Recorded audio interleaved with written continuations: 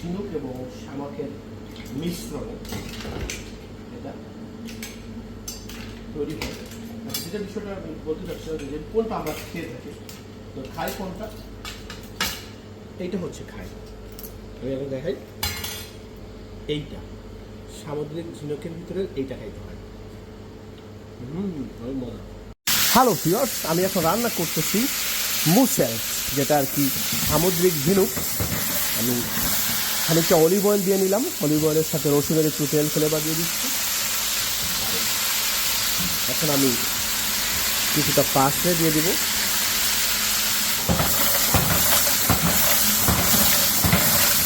যখন আগুনের ভিতরে রান্না করা হয়, আস্তে আস্তে ওপেন হবে, এর ভিতরে শ্বাসটা ওপেন হবে এবং ওইটা দিয়ে আমরা আজকে পাস্তা রান্না করব। দেখতে পাচ্ছেন আমার এটা কিন্তু ওপেন হয়ে গেছে। মুসেলস অ্যান্ড ক্লামস দিয়ে আমি এখন স্পাগেত্তিটা রান্না করতেছি। আমি স্পাগেত্তি এখানে সিদ্ধ করতে দিয়েছি।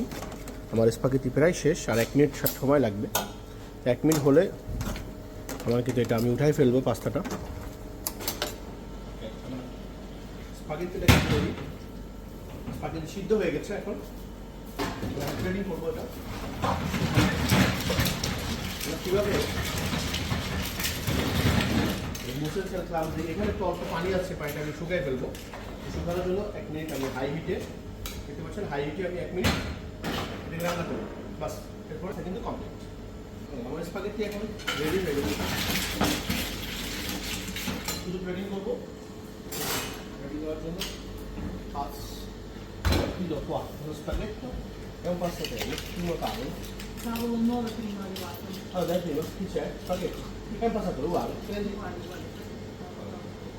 lo spaghetto che lo dico. Poi il mussel c'è il clam di uno.